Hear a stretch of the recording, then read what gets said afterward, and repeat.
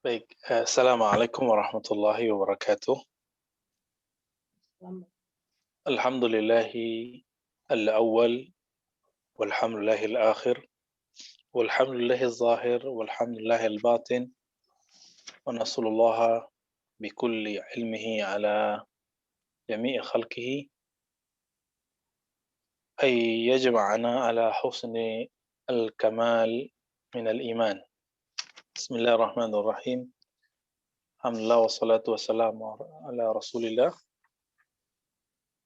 Amma ba'du, baik Pak Mas dan Bapak Ibu yang melakukan Allah. Sebelumnya saya menghantarkan tentang pentingnya ma'rifatullah, mungkin kita ulang sedikit. Jadi benar tadi yang disampaikan Pak Mas, bahwa tolong diganti cara paradigma kita beragama ketika meninggal. Dalam hadis yang sahih, Nabi mengabarkan bahwa pertanyaan pertama bukanlah kamu sudah baca Quran berapa, kamu sudah bangun apa, kamu sudah bukan. Jadi tidak ditanyain amalan, kamu sudah umroh berapa kali, enggak. Kamu udah tahajud berapa kali, enggak. Walaupun itu penting semua. Tapi yang Allah tanya adalah pertanyaan keilmuan. Keilmuan, misalnya kita kalau nanya ke orang, kamu kenal nggak ini? Ini siapa? Gitu. Itu kan pertanyaan kenal. Dalam bahasa Arabnya ma'rifat. Jadi ma'rifat itu kata kuncinya dalam bahasa kita adalah mengenal. Kenalkah? Tahukah? Ya, pengetahuan. Jadi seberapa tahu kita kepada Allah, seberapa kenal kita dengan Allah, sejauh itulah nanti manzilah atau kedudukan kita nanti di sisi Allah, kedudukan kita kalau kita wafat. Jadi pertanyaannya oleh Rasulullah yang dikabarkan apa? Man Rabbuk? Siapa Rabbmu?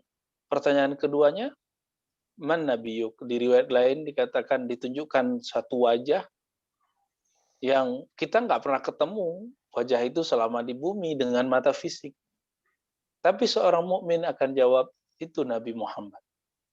Nah ini nanti jadi dalil bahwa mimpi ketemu Nabi nggak mesti udah ketemu Nabi sebelumnya, ya. Bahkan di alam barzakh juga kita bisa jawab. Ini yang disebut ma'rifat. Maka lama saya merenungi apa yang harus kita perbaiki dari kajian-kajian kita. Sepertinya kajian kita harus mengarah kepada bekal untuk menjawab ini. Ya. Kalau untuk amalan, saya yakin Bapak Ibu sudah baguslah amalannya, sudah senang beramal, sudah senang dalam sholat, zikir, saya nggak meragukan lagi. Artinya sudah soleh lah insya Allah. Tapi kesolehan itu tidak cukup untuk bekal nanti masuk ke alam barzakh. Nanti ketika orang masuk ke alam barzakh, jika dia tidak punya ilmu ma'rifatullah, kesepian, meskipun nanti ada amal sholatnya datang, tapi kan sholat kita nggak khusyuk, Bapak Ibu. Amal Qur'annya datang, masalahnya kita apakah mengejar target, atau kita betul-betul ingin meresapi makna. Nah ini yang kemudian perlu jadi kontemplasi atau pikiran kita ke depannya mau seperti apa, ya. Maka saya kemudian istikharah minta petunjuk kepada Allah untuk Bapak Ibu kita buat kajian apa, karena sudah lama kajian ini kita buat, kita coba transformasi, kita arahkan ke kajian. Sebenarnya ini kajiannya ringan, walaupun belum mudeng wajar karena pertemuannya lewat Zoom, sehingga saya memberikan ilustrasinya tidak bisa lengkap, ya. Jadi mohon maaf Bapak Ibu, karena pandemi gini kita bisa berkoneksi begini sudah syukur, ya. Artinya sudah ada panggilan untuk kajian mengenal Allah, itu sudah bagus. Nah, siapa saja yang ingin mengenal Allah, berarti ruhnya betul-betul sedang haus, Pak. Nah, sebelum kita masuk ke materi juga ada pengantar kedua, Bapak Ibu. Ketika kita masuk ke bumi ini, ke dunia ini, di dalam diri kita sudah ada 3 unsur besar. Pertama, hembusan dari Allah yang bernama ruh. Yang kedua,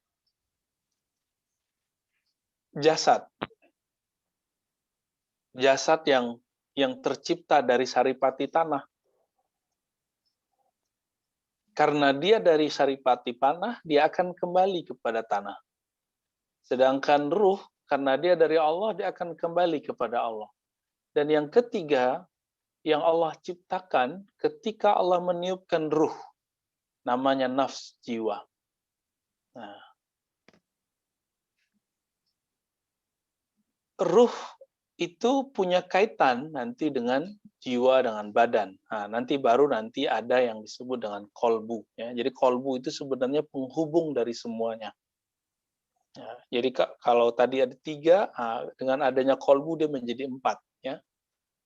Nah, Bapak Ibu, nafs inilah yang akan ditanya Allah ketika berpulang, ketika dihisab, ketika di mizan, ya, ketika kita masuk ke alam mahsyar, kita ditimbang, semuanya itu yang bertanggung jawab nafs. Kalau nafsnya tidak punya backup dari ruh yang mengenal Allah, maka itulah siksaan pada nafs, pada jiwa. Jadi jiwa kita, sukma kita, kalau bahasa kita di negeri ini, itu akan tersiksa jika ruhnya tidak mempunyai backup ma'rifatullah, mempunyai bekal mengenal Allah SWT. Nah, ini yang paling penting Bapak Ibu. Jadi bekal kita tidak hanya amalan secara zahir, tapi juga ada amal ruh. Nah, ini kalau boleh saya sebut, amal ruh adalah mengenal Allah, amal kalbu menyebut nama Allah, amal nafs jiwa itu adalah melawan sifat-sifat yang buruk, sifat-sifat kebinatangan, sifat-sifat setan, dan yang terakhir baru amal fisik, berupa sholat, zikir, ya, dan juga termasuk materi. Nah, semua itu amal. Jadi amal itu banyak bagiannya. Dan mohon maaf, kebanyakan kita mengartikan amal itu cuma sholat atau zakat. Nah, itu amal yang zahir. Amal yang zahir di Quran, banyak sekali ayat afala ta'qilun, afala tubsirun, wa fi anfusikum afala tubsirun, itu banyak sekali. Afala yanzurun ila sama, dan itu sangat banyak. Dan itu ayat perintah untuk ma'rifat. Perintah untuk mengenal Allah Subhanahu wa taala. Ungkapan ulul albab, ya. Itu semua ungkapan untuk orang mengenal Allah, berarti amal hati. Maka suatu kali Nabi Shallallahu alaihi wasallam ditanya, "Wahai Rasulullah, apakah amal yang paling afdal, paling tinggi?" Hadis Imam Bukhari, ya. Lalu Nabi menjawab, "Al-imanu billah." Amal yaitu amal iman kepada Allah. Iman di situ butuh pengenalan. Maka Imam Bukhari mengatakan bahwa amal qalbu lebih afdal dari amal-amal yang lain. Karena iman adanya di qalbu. Nah, jadi pengantar, setiap kajian nanti pengantar ini akan saya ingatkan selalu kenapa kita mesti begini. Nah, dan Bapak Ibu, kalau nanti mulai mengenal nama Allah, mulai mengenal sifat kamaliyah Allah, itu enak, pas pulangnya nanti enak. Ketika nanti kita berpulang ke alam sana, kita udah enak tinggal jawab. Kalau malaikat mungkar nakir nanya, enak sekali jawabnya. Oh Allah itu. Oh itu Allah Tuhanku. Oh itu nabiku. Itu enak. Dan pertanyaan itu Bapak Ibu bukan sekali. Jadi pertanyaan malaikat mungkar nakir itu diulang-ulang. Jika orangnya beriman, maka 40 hari bareng dengan munafik. Ini dicek nih dia munafik atau beriman. Pertanyaan itu dimulai pertama, kedua, sampai hari ke-7. Jika diragukan ini orang, keimanannya diterusin sampai ke 40 hari. Itu sebabnya dalam tradisi umat Islam ada namanya zikir 7 hari, zikir 40 hari. Itu bukan dari Hindu, ya, dan itu bukan masalah NU Muhammadiyah. Itu masalah tahu dalil atau tidak tahu dalil, ya.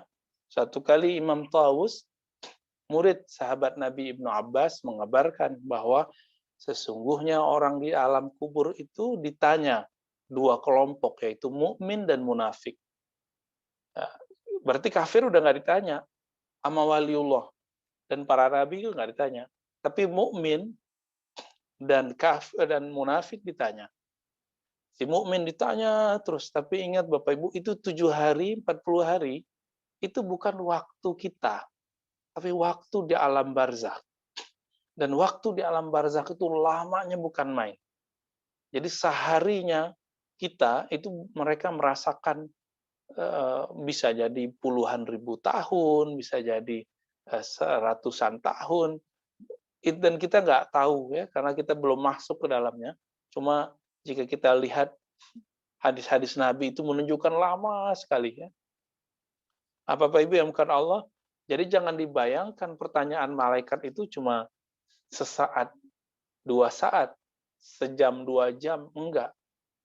Ini mirip-mirip kayak kita punya paspor, lalu kita berangkat ke suatu tempat, lalu diinterogasi di ruang di ruang imigrasi. Dibiarin nanti jam berapa ditanya lagi. Guru saya Syekh Yusri Jabir yang dari Mesir mengatakan di dunia ini imigrasi adalah tempat pertanyaan, tempat kita ditanya interogasi yang paling menyeramkan ya, setelah KPK tentunya ya. Nauzubillah min dzalik. Bapak Ibu yang makan Allah, jadi jangan berpikir bahwa kajian ini kajian filosofis, enggak. Ini kajian murni, kajian membekali ruh kita insya Allah ketika kita nanti berpulang. Bapak Ibu yang dimuliakan Allah, kajian kita pagi ini berdasarkan surat Al-Hadid ayat 3 ya. Surat ke-57 ayat 3. Pasti sudah sering mendengar ayat ini. Silakan dibuka Bapak Ibu kalau punya Al-Qur'an di rumah. Surah Al-Hadid, surat 57 ayat 3. Sebelumnya mari kita baca surah Al-Fatihah. Semoga Allah membuka hati kita dalam mempelajari ilmu-ilmunya. Al-Fatihah. A'udzubillahi Bismillahirrahmanirrahim. Iyyaka na'budu wa iyyaka nasta'in. Baik. Ayat ketiga, Allah Subhanahu wa taala berfirman ya. Huwal awwalu wal akhiru wal zahiru wal batin wa huwa bikulli syai'in alim. Dialah yang maha awal, dialah yang maha zahir, dialah yang maha akhir, dialah yang maha zahir, dan dialah yang maha batin. Wa huwa bikulli syai'in alim, dan dia terhadap segala sesuatu maha mengetahui.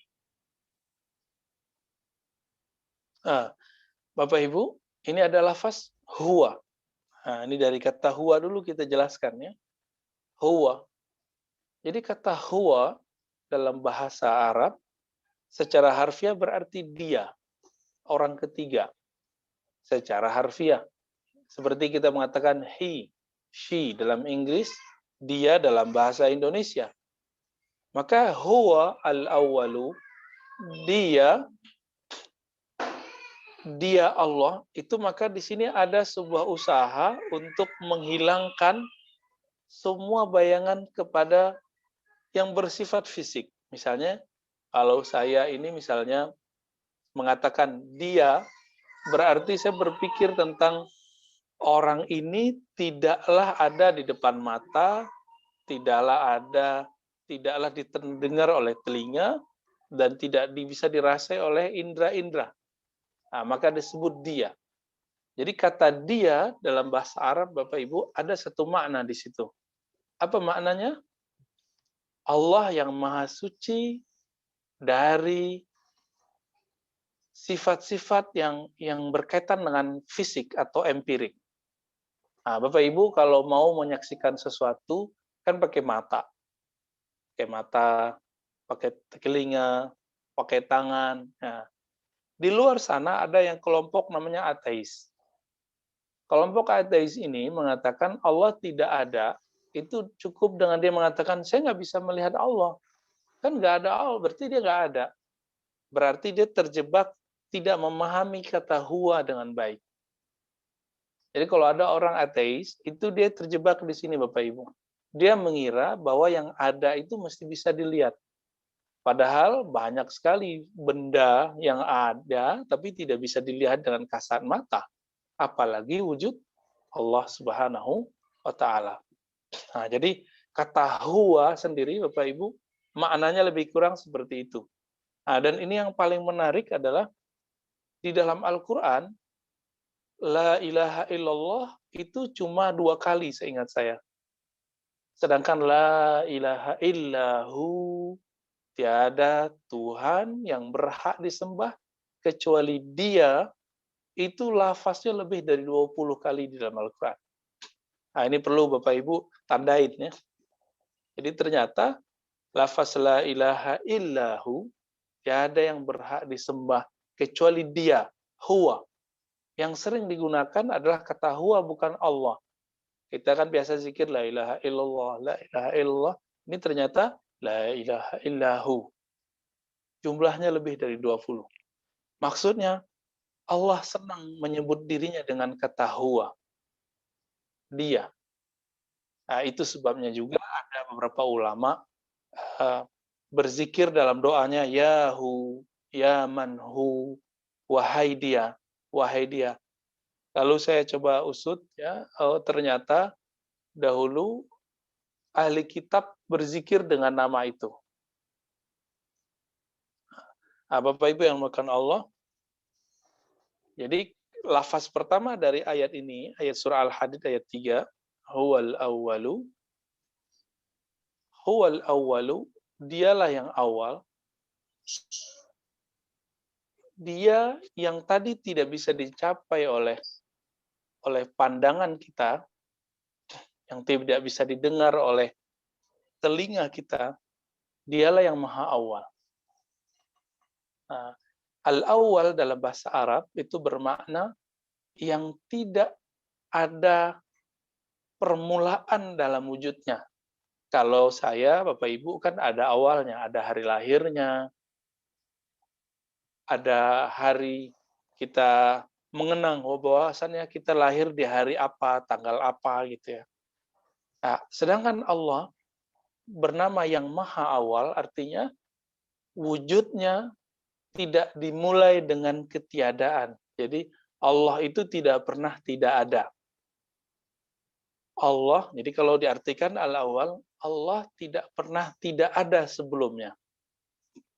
Berarti kata awal yang seperti kita, saya diciptakan, saya baru dijadikan, nah itu untuk makhluk. Sedangkan Allah, ketika disebut Allah awal, artinya Allah memang tidak dicipta. Tapi dialah yang mencipta. Al-awwal ini dalam hadis Nabi itu juga disebut dengan kata qadim. Mungkin Bapak Ibu pernah belajar dulu sifat 20, Allah wujud, qidam baqa. Wujud qidam, qidam atau qadim. Bahwasannya dia ada dan tidak sebelumnya tidak pernah tidak ada. Nah, ini namanya al-awwal. Nah, sekali terbayang sama kita bahwa Allah dulu tidak ada, lalu menjadi ada, itu langsung menjadi batal imannya. Jadi Bapak Ibu, apa faedah baca al-awwal ini? Jangan pernah membayangkan bahwa Allah punya permulaan, punya awal. Tapi Allah ada dan tidak pernah tidak ada sebelumnya. Itu kira-kira seperti itu, walaupun kalimat penjelasnya sangat terbatas Bapak Ibu. Saking sempurnanya lafaz awal itu, ulama kita kemudian berbelit ketika menjelaskannya. Apa sih makna awal? Akhirnya terjemahannya yang maha awal. Nah, saya khawatir kalau hanya diterjemahkan yang maha awal, masih terbayang bahwa Allah punya permulaan. Maka yang maha awal ini mesti diurai. Yang maha awal artinya yang tidak pernah tidak ada. Nah, ini secara penjelasnya. Maksudnya apa? Yang tidak pernah tidak ada.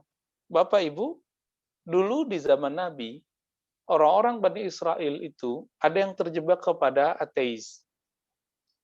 Mereka bertanya, engkau dari mana?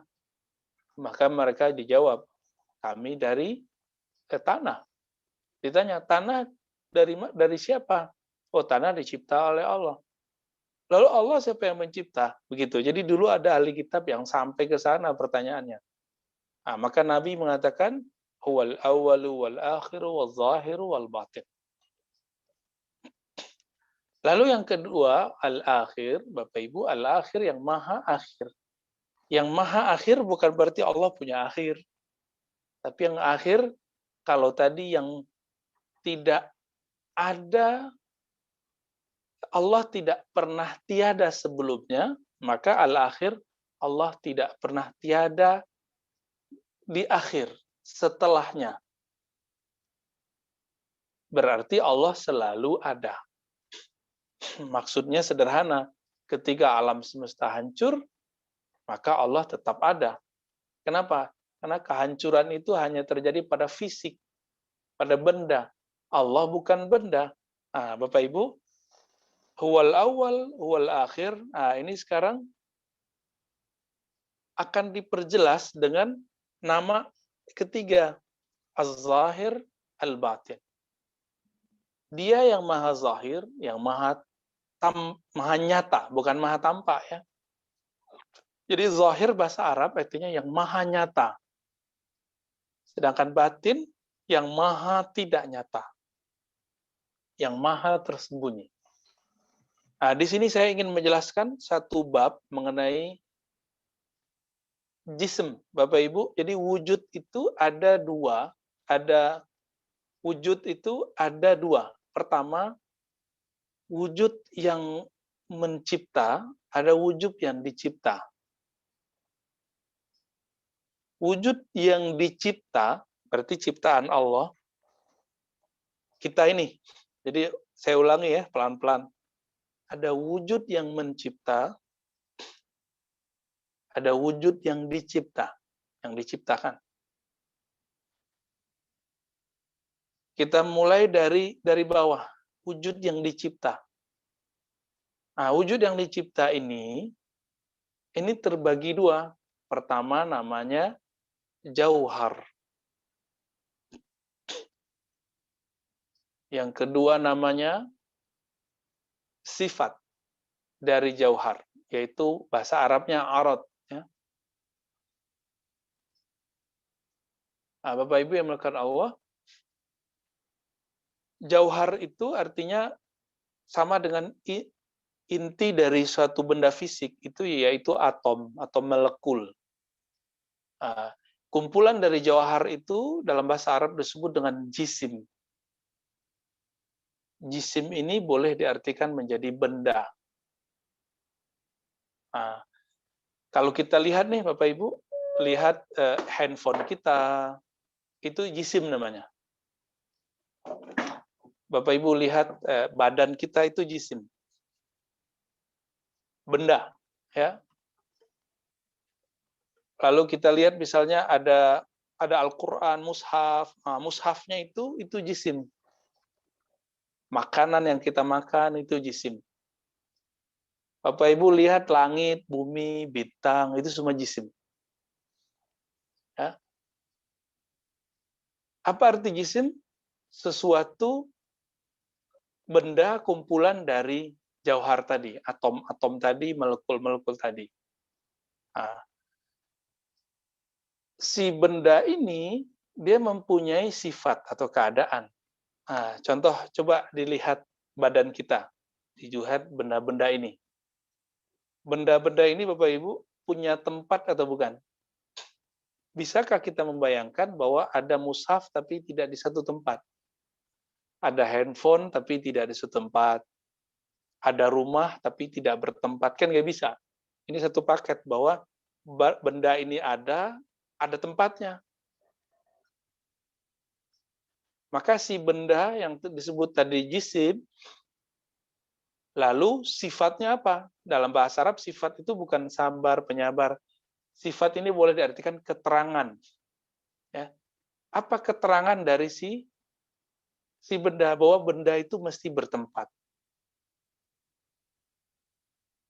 Bahwa benda ini bisa berpindah-pindah. Saya bisa pindah-pindah, Bapak Ibu.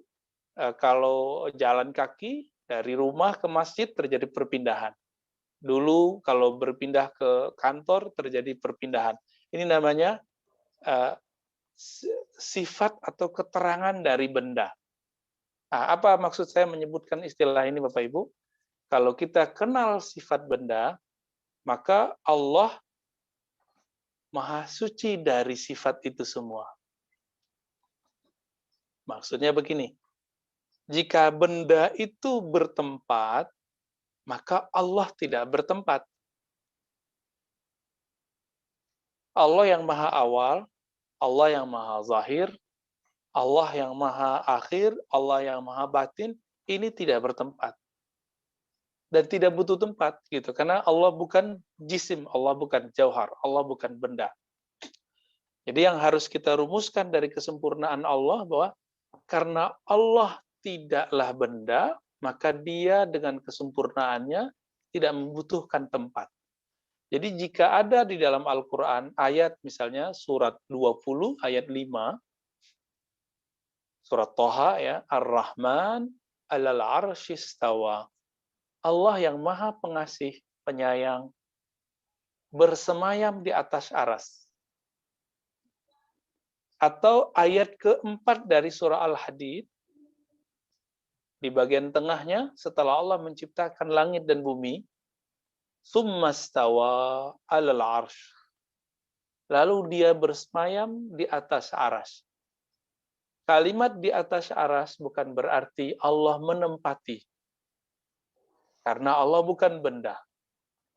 Lalu maknanya apa? Maknanya istawa itu bisa arti kesempurnaan. Karena dalam bahasa Arab, istawa itu bisa artinya lalu dia yang maha sempurna, paripurna, itu bermanifestasi kepada aras. Nah, saya susah menerjemahkan manifestasi itu apa ya. Nah, kembali ke yang tadi Bapak Ibu. Jadi Allah itu bukan benda.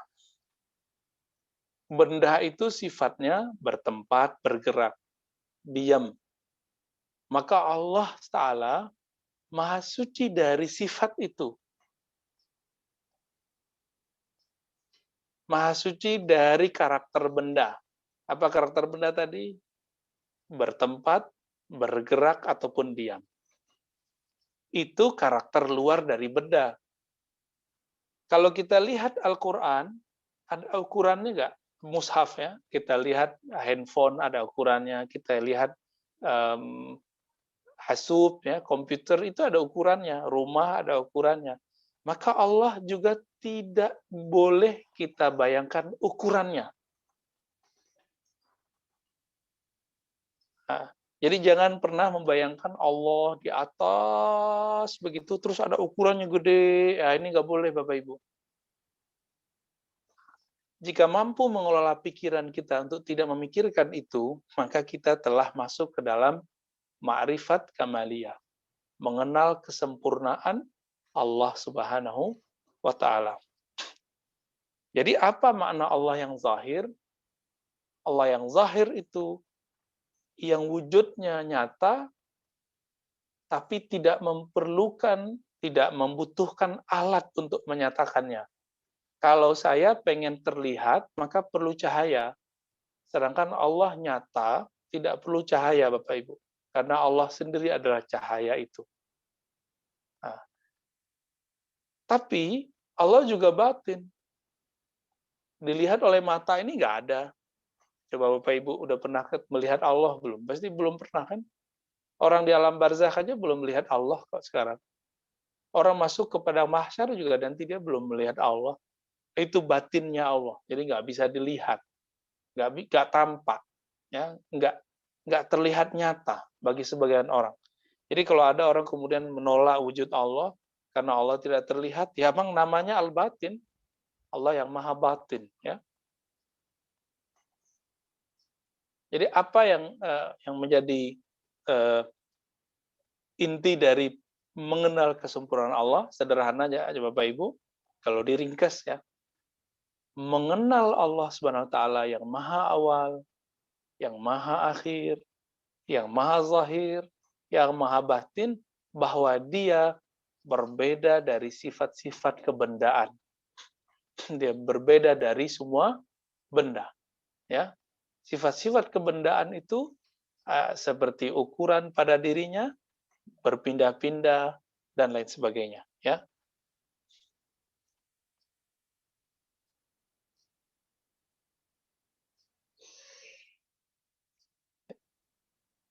baik. Nah, Bapak Ibu yang melakukan Allah, nah ini kemudian disempurnakan dengan surat Asy-Syura ayat 11. Surat Asy-Syura ayat 11, bagian tengahnya Bapak Ibu. Surat Musyawarah. Allah di bagian tengah Al-Qur'an di bagian surah Asy-Syura itu berfirman ya, laisa kamitslihi syai'. Laisa, tidak ada, kamitslihi, yang bersamanya, yang sepertinya, syai', sesuatu pun. Jadi Allah Subhanahu wa taala menyebut dirinya tidak ada sesuatu pun yang sama dengannya. Nah, ini kata kunci. Nah, ini sebenarnya cukup. Kalau seandainya kita meninggal, itu cukup jadi bekal. Bahwa Allah tidak ada yang serupa dengannya. Jika dia maha awal, maka selain dirinya tidak maha awal. Jika Allah tidak ada permulaannya, berarti yang lain ada permulaannya. Jika Allah tidak ada akhirnya, berarti yang lain ada akhirnya. Jika Allah nyata tanpa perlu ada media, berarti selain Allah itu ada dengan butuh media. Dan selanjutnya. Maka Bapak Ibu, ini disebut dengan mukhalafatuhu lil hawadis dalam bahasa sifat 20 ya. Allah berselisih, berbeda dengan wujud semua yang ada. Ini diringkas oleh Imam Ahmad, Imam Malik, Imam Syafi'i. Apa kata mereka? Mahma tasawwarta bibalik, fallahu bi khilafi dzalik. Apapun yang terbayang dalam pikiranmu tentang Allah, maka Allah berbeda dari semua yang kamu pikirkan. Jadi Bapak Ibu membayangkan Allah begini begitu, itu Allah bebas dari semua bayangan itu. Allah nggak begitu kok. Gitu.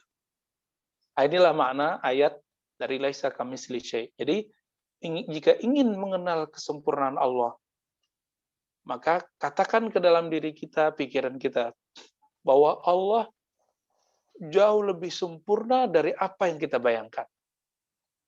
Maka tidak usah membayangkan Allah.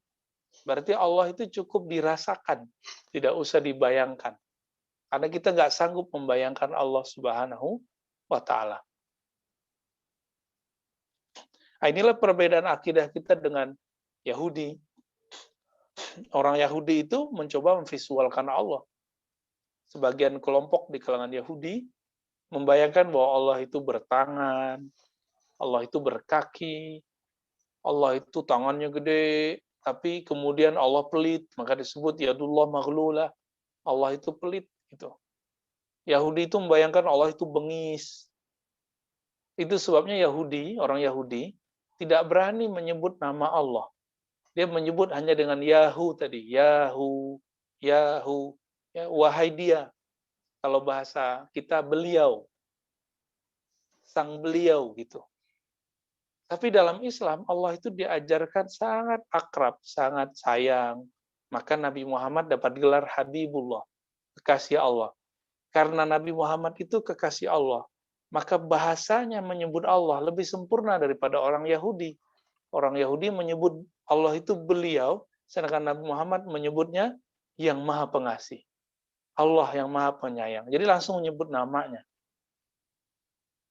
Nah, itu rahasianya. Sedangkan Yahudi punya nabi, yaitu Nabi Musa. Nabi Musa makomnya saat itu baru sampai kepada sebagai orang yang diajak berbicara oleh Allah. Dan Nabi Musa menjaga etika itu, dan Nabi Musa menyebut Allah dengan kalimat yahu, wahai beliau, ya. Beda dengan Nabi Shallallahu Alaihi Wasallam. Nabi Muhammad menyebut dengan semua bahasa para nabi sebelumnya. Nah, Bapak Ibu yang dimuliakan Allah, dua ayat ini sudah cukup menjadi inti kalau ditanya tentang kesempurnaan Allah Subhanahu Wa Taala. Ya, jadi apapun yang terbayang dari benda bertempat, benda berpindah, benda berwarna, Allah terbebas dari itu. Allah tidak bersifat dengan sifat semua itu. Ya, lebih kurang itu Pak. Mungkin di pertemuan ini agak sedikit memeras pikiran juga nih. Saya juga lagi milih kata-kata yang tidak susah dicerna, tapi ternyata ya begitulah. Bapak Ibu rasakan aja. Gitu Pak Mas. Baik, alhamdulillah, masya Allah. Jadi kalau saya pagi ini merasa ya nyambung gitu Ustaz. Alhamdulillah. Ya. Alhamdulillah nyambung banget ya. Mudah-mudahan Bapak Ibu sekalian yang lain juga begitu. Silakan Bapak Ibu, kita masih punya waktu mengklarifikasi atau menanyakan atau meyakinkan kembali apa yang telah disampaikan Ustadz tadi untuk kita bisa dalami lebih jauh ya, sehingga kita betul-betul mengenal Allah. Yang mau bertanya atau mengklarifikasi, silakan di unmute sendiri dan bisa di unmute terus ngomong. Ya, silakan Ibu Riza, saya lihat pertama nih. Silakan Ibu Riza. Assalamualaikum warahmatullahi wabarakatuh. Salam, Bu Riza, Bu Faizia. Ya. Ustadz, saya boleh tanya sesuatu yang mungkin tidak berhubungan dengan materi ini, berhubungan dengan hadis. Ya. Beberapa hari yang lalu ada seorang tokoh Syiah Indonesia meninggal. Itu di medsos itu ramai banyak orang mengutuk gitu. Ada yang mengatakan alhamdulillah, ada yang mengatakan syukurlah dia pergi dan sebagainya. Hati saya kok merasa ini kurang etis gitu. Ada orang meninggal, ada yang bersyukur dan sebagainya. Pandangan saya, walaupun mungkin kita tidak setuju dengan apa yang dilakukan orang itu atau cara berpikirnya orang itu, tapi ketika seseorang meninggal, kita itu hanya mengatakan yang baik-baik saja. Kalau kita tidak setuju dengan orang itu atau menurut kita tidak baik, ya lebih baik diam saja. Lalu teman saya yang mengirim itu saya tanya, kamu kok ngomong begini dasarnya apa? Kok kamu ngomong alhamdulillah? Ada hadisnya kok gitu. Nah, saya pikir nanti kalau punya pengajian evaluasi saya mau tanya, apa benar ada hadisnya, ada status hadisnya itu? Baik. Ya, makasih Ustaz. Ya Bu. Kalau ada orang yang akidahnya menyimpang lalu meninggal, boleh nggak kita baca alhamdulillah kalau dia meninggal ya? Nggak, sebenarnya di hadis itu cuma begini Bu. Ciri-ciri bahwa bumi ini dan ahli yang orang-orang yang tinggal di bumi beristirahat dari keburukan kita. Kalau kita meninggal, kita disyukurin gitu. Nabi mengatakan kalau ada orang meninggal, imma yastarih, imma yustarah. Kalau ada orang meninggal, ada yang dia berehat dari keburukan dunia, bumi, alam semesta, ada yang yustarah, ada yang alam semesta istirahat dari dia, berlepas dari dia, rehat dari dia. Gitu doang di hadis Muslimnya, saya ingat saya. Maka dibuktikan dengan adanya orang baca alhamdulillah kalau si fulan meninggal gitu. Yang paling mendekati cuma satu, tapi kita nggak boleh bilang bangkai orang terlaknat, itu nggak perlu bilang ngomong begitu. Satu kali Khalifatul Rasul, pengganti Rasul yaitu Abu Bakar As-Siddiq, beliau mendengar kabar kematian Nabi palsu Musailamah Al-Kadzab. Nggak ada kalam, beliau langsung sujud syukur. Maka saya waktu mendengar juga saya tidak berkalam-kalam yang aneh-aneh, saya cuma bersyukur kepada Allah. Karena sudah banyak sekali orang yang menyimpang akidahnya karena yang Ibu sebutkan barusan. Ya. Dia mengajarkan bagaimana melebihkan Sayyidina Ali, tapi menghujat Sayyidina Abu Bakar. Merendahkan Sayyidina Umar, mengata-ngatai Sayyidina Utsman, dan mengutuk Sayyidina Muawiyah. Ini si orang yang baru meninggal ini. Nah, tapi sebagai manusia, ya kita harus punya sense kemanusiawian lah, ya. Nabi ketika ada orang Yahudi meninggal, itu lagi digotong jenazahnya, Nabi berdiri kok. Ya, tunjukkanlah simpatinya. Atau setelah kita bersyukur, kita doa, ya Allah ampuni dia, kasihan dia akidahnya salah ketika hidup di bumi. Kalau hati ini penuh dengan kasih sayang. Jadi Bu Fauzia, Bu Rigza itu udah benar kalau mempertanyakan orang itu bahwa mana sih sisi manusiawimu gitu. Tapi kita juga bukan berarti menyepakati orang yang kita bela tadi ya. Oke, paling maksud orang itu tadi 2 riwayat itu Bu Fauzia. Ya, wallahu a'lam. Salah menerjemahkan lagi orang itu. Baik, terima kasih Ustaz. Ada lagi Bapak Ibu, silakan ngecek. Oh, Pak Sanusi, alhamdulillah. Silakan Pak Sanusi. Di-unmute dulu Pak. Mbak Tita tolong di-unmute Pak Sanusi buat kita. Mbak Tita. Oh, udah. Assalamualaikum. Waalaikumsalam Pak Dr. Sanusi. Ini sekarang ya bagaimana kita mengalihkan Pak Ustadz perasaan waktu berzikir, kadang-kadang memang kita merasakan ada Allah itu rasanya jauh, kadang-kadang rasanya dekat. Itu bagaimana? Itu kan sudah menempati tempat itu Pak Ustadz. Iya. Gimana mengalihkan itu supaya merasakan ya katakanlah seolah-olah kan kita dalam kajian awal itu kan menyatakan Allah itu kan ada perbuatannya, ada namanya, ada sifatnya, ada zatnya. Bagaimana kita merasakan itu bahwa ya tidak bertempat begitu. Bagaimana menghilangkan itu perasaan? Dia bersemayam.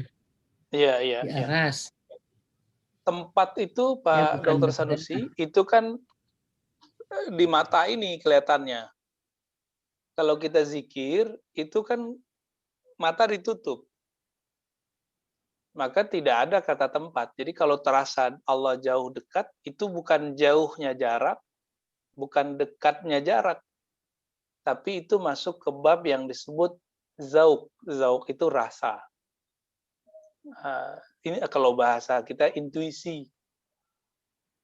Inilah yang dimaksud dalam ayat berikutnya. Di bagian tengah kan ada ayatnya Pak. Wa huwa ma'akum aina ma kuntum. Dia bersamamu dimanapun kamu berada. Kamu yang mana nih? Ya semua kita. Dari sisi fisik, zahir, batin kita. Tapi kenapa kita kadang merasakan dia jauh, kadang merasakan dia Allah SWT dekat. Nah, jauh dekat itu Bapak Dr. Sanusi dan Bapak Ibu yang makan Allah, itu bukan karena Allah berubah-ubah, bukan. Tapi kondisi rohani Pak Dr. Sanusi lagi naik turun aja. Jadi jauh itu adalah jauhnya antara akal kita dengan ruh kita. Jadi kalau ruh sama akalnya lagi nggak connect, itu Allah terasa jauh. Tapi kalau kolbunya nyambung dengan akal, dekat dengan ruh, jadi dia nggak banyak-banyak pikiran, tapi langsung fokus memberikan rasa, merasakan Allah. Nanti terasa tuh bahwa Allah itu dekat. Jadi Allah itu menyebut dirinya bersama kamu. Kamu di situ adalah kamu ruhmu. Nah, di situ baru terasa. Tapi sebenarnya Allah selalu bersama siapa aja. Nah, selama orang itu jauh dari mengenal ruhnya, merasakan ruhnya, maka dia akan merasakan jauhnya Allah. Jadi jalan pintas merasakan Allah dekat, rasakanlah bahwa ruh kita ada, ruh kita nyata, dan hidupkan dia dengan ilmu mengenal Allah dan zikrullah. 2 itu aja. Jadi cara merasakan ruh itu ada dekat, bermakrifat, mengenal Allah, lalu berzikir, sebut namanya, dan panggil dia. Nanti terasa Bapak Ibu kedekatan, Allah itu baik sekali. Ya kira-kira begitu, masing-masing kita akan merasakan pengalaman yang berbeda mengenai Allah dekat ataupun jauh. Jadi jauh dekat di situ bukanlah karakter, keterangan hal terhadap Allah, tapi itu kualitas ruh kita. Gitu Pak Dokter ya. Afwan ya. Baik, terima kasih Ustaz. Tadi kelihatannya Pak Zen udah bersiap-siap ini. Silakan Pak Zen. Ya. Terima kasih Pak Masar. Assalamualaikum Ustaz. Waalaikumsalam Pak Zen. Biasa tukang tanya ini Pak. Selama ini tadi Ustaz kan menyinggung mukhalafatul hawadis. Kita selama ini tahu ada sifat 20 yang maaf tidak begitu mendalami atau kurang akrab gitu ya dengan sifat 20 itu.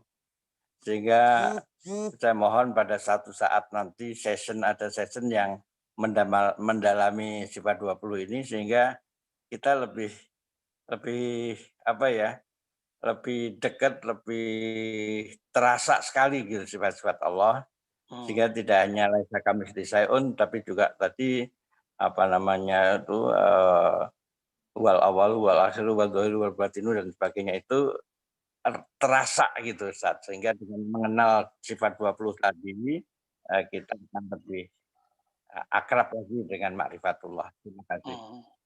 Insya Allah Pak. Enggak, sebenarnya ini sudah ringkasan dari si kajian sifat 20. Karena kalau saya kasih Allah wujud kidam baqa mukhalafatul hadis, takut kabur nanti Pak. Jadi saya ringkaslah dengan surat Al-Hadid ayat 3 gitu ya, surat Asy-Syura ayat 11. Jadi yang seharusnya saya nyebutin banyak sifat, cukup dengan 2 ayat sudah ke-cover semua. Gitu. Jadi mencoba paket murah meriah. Karena kalau belajar sifat 20 itu bisa lama Pak, lama banget. Kalau saya dulu ngaji agak lumayan lama. Terima kasih. Ya, mari Pak Zen. Baik, kelihatannya Pak Daroni nih udah angkat tangan. Silakan Pak Daroni, mukanya nggak kelihatan tuh, deketin dikit Pak. Bismillahirrahmanirrahim. Assalamualaikum warahmatullahi wabarakatuh. Waalaikumsalam. Alhamdulillahirrahmanirrahim. Memang betul-betul luar biasa Ustaz. 2 ayat yang Ustaz sebutkan tadi, wal awal wal akhir wal dhahir wal batinu, dengan kemudian surat Asy-Syura tadi laisa kamitslihi syai'un. Dari sini benar-benar baru tahu Ustaz bahwasanya Allah itu dekat dengan kita. Karena memang beliau itu Allah itu maha sempurna sekali. Maha sempurna luar biasa. Sehingga dekat dengan dia itu. Dia ada di mana-mana, tapi juga tidak ada di mana-mana. Itu baru ngerti, baru ngeh dengan ini. Karena yang namanya dhahir wal batin itu seperti itu. Wal awal wal akhir itu seperti itu. Tidak memerlukan tempat, tidak memerlukan awal, tidak memerlukan akhir. Dan itu ada sejak dulu kala, ada sebelum tidak ada, apa itu namanya, sampai keliru saya menyebutkannya. Jadi memang dirasakan, maaf, memang rasa yang bisa nyambung itu. Iya. Jadi rasa itu ya ada kaitannya dengan pengertian memang. Dengan ngerti seperti itu maka lalu rasanya lalu jadi nambung, jadi connect, jadi dan sebagainya. Itu luar biasa Ustaz. Terima kasih. Dan maaf kalau salah mengalunya nih. Itu pas Pak, mantap Pak Daroni. Masya Allah, Pak Daroni langsung mensamerikan. Biasa beliau ngomong gitu Ustaz, setiap habis kita ngaji kan beliau mensamerikan itu. Betul, itu nyambung. Jadi ada satu hal yang mau saya sebutkan ternyata disinggung oleh Pak Daroni. Alhamdulillah. Jadi kalau Allah bukan benda, tidak berawal, tidak berakhir, lalu tidak yang maha zahir, yang maha batin. Terus ada orang bertanya, di mana Allah, gimana itu? Nah, pertanyaan itu sebenarnya hanya terjadi kepada golongan-golongan yang kita sebutkan dulu. Jadi golongan empiris, orang-orang yang berpikir secara fisik. Jadi di hadis itu ada seorang budak perempuan ditanya. Tapi di hadis lain dia kalimatnya bukan ditanya mengenai hal ini. Di mana Allah? Lalu dia jawab di langit. Nah, pertanyaan ini menjadi dalil oleh beberapa kelompok sekarang bahwa Allah itu bertempat tinggal di langit. Nah, sedangkan kalau diukur, diadu dengan Quran dan Sunnah, itu ternyata hadis itu tidak cocok dengan ayat. Ayat Al-Quran justru menyebutkan di luar itu. Gitu. Karena Allah tidak bertempat, Allah tidak berawal, tidak akhir, maka Allah tidak bisa dipandang oleh mata fisik, tidak sanggup dipikirkan oleh pikiran kita, karena memori kita terbatas, tapi seperti yang saya katakan di awal tadi, kita punya satu spirit di dalam yang disebut ruh. Ruh ini adalah hembusan Allah, karena hembusan, coba kalau kita menghembus, kan ada rasanya. Ya, ada rasanya. Nah, kira-kira itulah yang dapat merasakan kedekatan Allah Subhanahu wa taala yang seperti disinggung oleh Pak Daroni tadi. Gitu Pak Mas, tafadhol. Baik. Ini kelihatannya Pak Nasir nih. Alhamdulillah Ustadz udah lama nggak ketemu Pak Nasir ya. Masya Allah, Mau nanya Pak Nasir, silakan Pak Nasir. Oh bukan ya, bilang megang-megang mic tadi. Mana kabarnya Pak Nasir ditanya. Ayah ditanya gimana Pak Nasir udah lama nggak ketemu. Oh beliau sudah ini pendengaran ya, nggak apa-apa. Baik, ada Bapak Ibu yang lain yang Pak Mardelis biasa langganan. Silakan ya, Pak Mardelis. Assalamualaikum. Salam Pak Mardelis. Ini sudah kelihatan. Terima kasih Pak Ustadz. Dalam kita membahas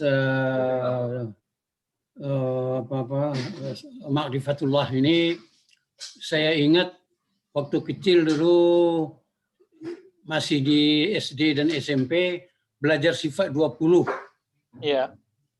Nah, dalam belajar sifat 20 ini banyak sekali yang terasa positifnya apa yang Ustadz paparkan sekarang.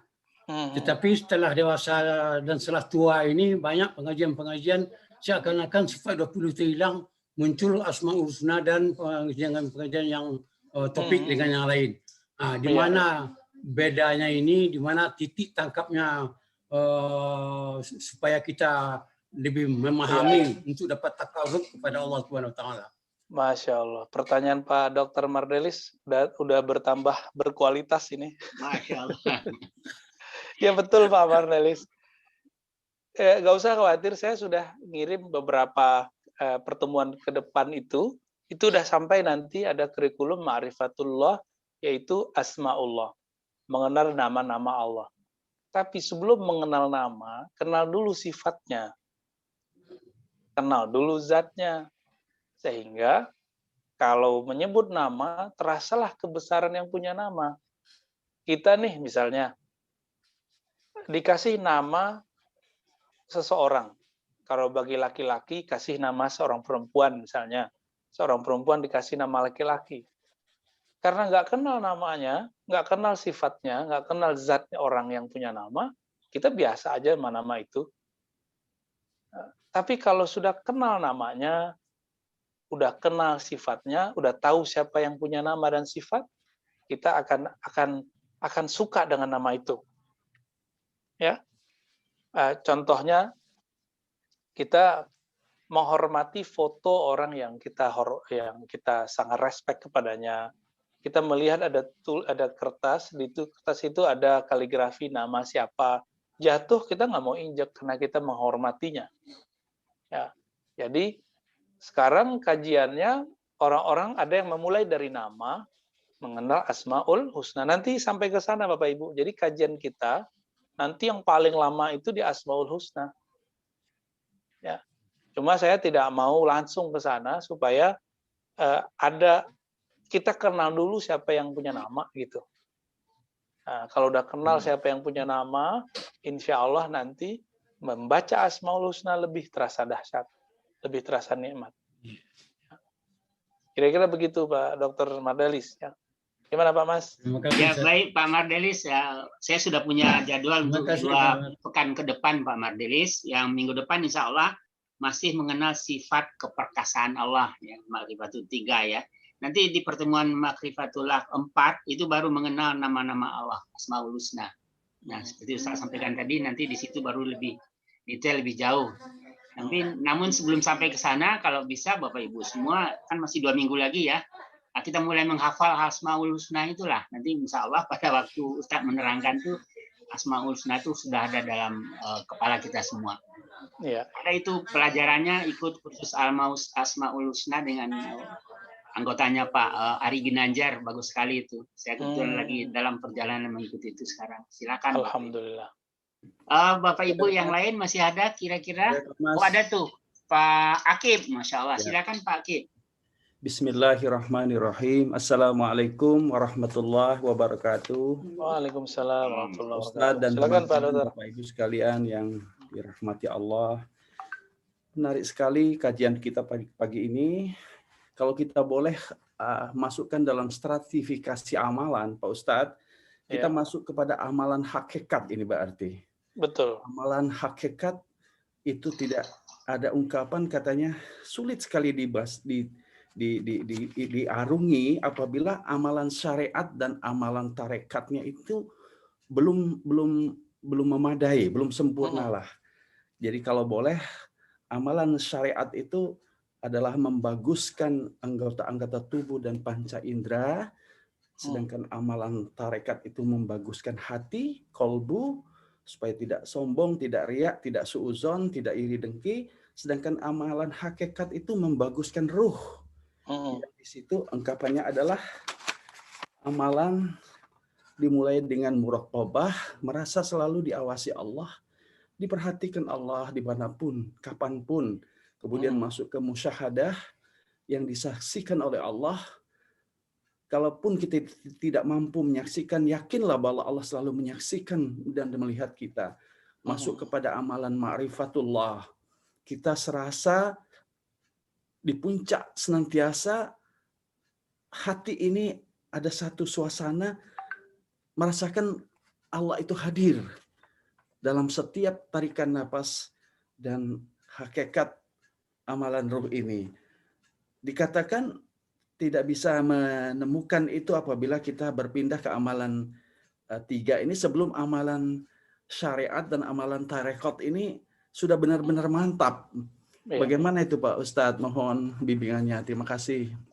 Ya, itu mungkin salah satu penemuan dari beberapa guru ya. Jadi beberapa guru kita memulai dari syariat, jadi amal zahir, lalu bertorikot amal kolbu, sehingga ruhnya kemudian baru nyambung, ya, baru kemudian mempunyai pengetahuan. Beberapa guru memulai dengan cara itu. Ini disebut dengan torikoh murid as-salik. Jadi kalau Bapak boleh catat namanya, itu torikoh murid yang salik, yang suluk.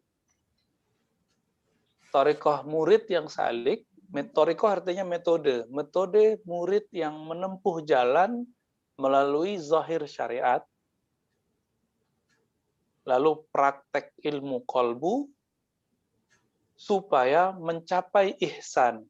Ihsan memandang Allah atau dipandang oleh Allah. Nah, ini disebut dengan torikoh atau metode murid yang salik. Salik yang bersuluk. Suluk artinya menempuh jalan syariat dan tarekat. Ada metode kedua, Bapak Ibu. Metode yang disebut metode majzub. Majzub. Tapi orang Jawa salah sebut karena lafaznya. Tapi nggak masalah, itu cuma beda dialek. Majdub kata orang Jawa. Ya.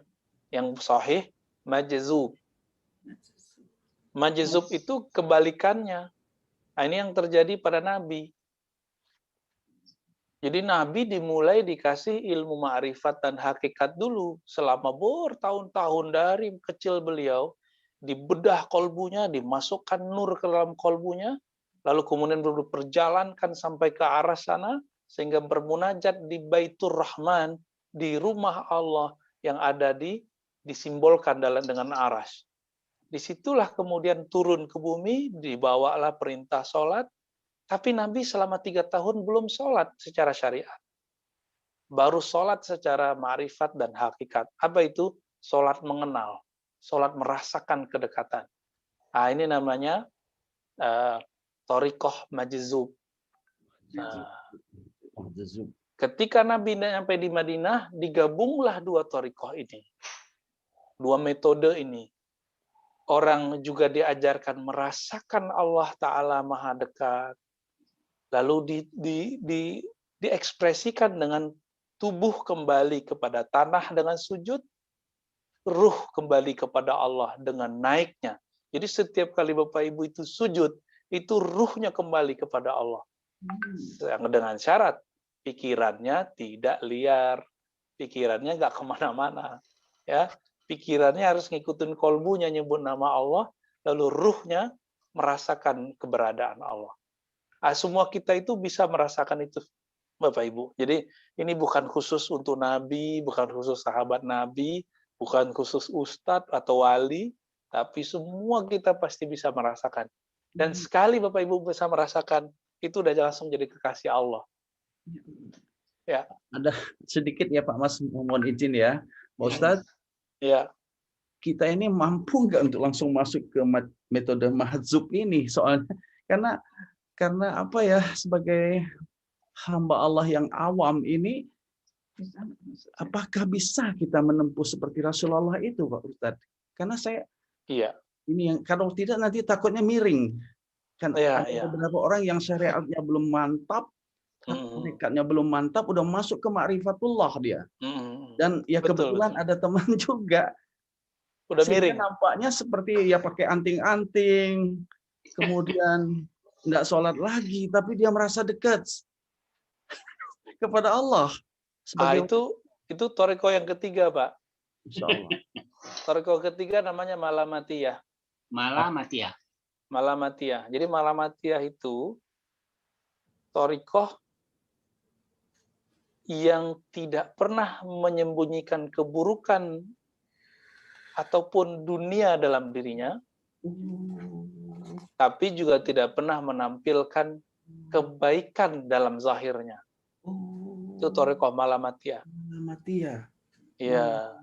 Makanya kadang-kadang dia sengaja pakai anting biar nguji Pak Dokter, nguji saya, nguji Pak Mas, semua kita ini menghujat dia dengan antingnya, atau kita mau merasakan isi kolbunya. Kita kalau ngelihat ada orang aneh gitu, kita kemudian jijik sama dia, atau kita merasakan kalau di kolbunya ada nama Allah gitu. Masya Allah, Masya Allah. Itu namanya torikoh malamatiyah, Pak. Torikoh malamatiyah. Ya, metode malamatiyah. Orang malamatiyah ini sengaja begitu supaya orang membenci dia. Dengan cara itulah dia bisa menghancurkan sisi egonya. Masya Allah, Masya Allah. Dan ini torikoh berat. Nanti suatu saat jika beruntung saya bawa Pak Mas ke orang yang bisa begitu. Masya Allah. Ya, itu torikoh juga bisa meringkas. Mohon maaf nih Bapak Ibu, karena kita ini sudah memulai dari amal zahir, sekolah intelektual, ngaji intelektual. Apa yang terjadi? Seperti yang Pak Dokter tadi katakan, Pak Doroni juga sebutkan, muncullah keegoan, merasa pintar, merasa sudah bagus amalan, sudah banyak ngaji. Akhirnya kita ini kemudian memandang orang dengan indikator-indikator penampakan yang lahir itu. Orangnya sering puasa, orangnya pakai peci, pakai serban nih, berjenggot nih, kayaknya soleh nih. Giliran ketemu yang beranting, kita kemudian mulai ingkar, menghina dia dalam hati, merendahkan dia. Itu kan ujian semua. Ada orang kelihatan nggak sholat sama kita langsung suuzon. Misalnya, wah ini nggak sholat nih orang gitu. Selama kita sholat, kita mikirin dia mulu. Ini kan ujian Pak bagi kita. Jadi malamatiyah ini nguji kita bersama Allah atau tidak. Masya Allah. Ya, nanti suatu saat kita jelaskan tentang ciri. Jadi 3 ini torikoh pertama, kedua, dan ketiga. Nanti ada pembahasan khusus atau pekan depan saya jelasin balik deh Pak Mas. Karena pembahasannya agak panjang tentang 3 itu. Nanti di pengantar sebelum masuk ke sifat keperkasaan, saya hantarkan itu insya Allah. Ada torikoh salik, torikoh madzub, torikoh malamatiyah. Malamatiyah, betul Pak. Insya Allah. Ini. Ya, terima kasih Ustaz, terima kasih. Sama-sama Pak Dokter. Waalaikumsalam warahmatullahi wabarakatuh.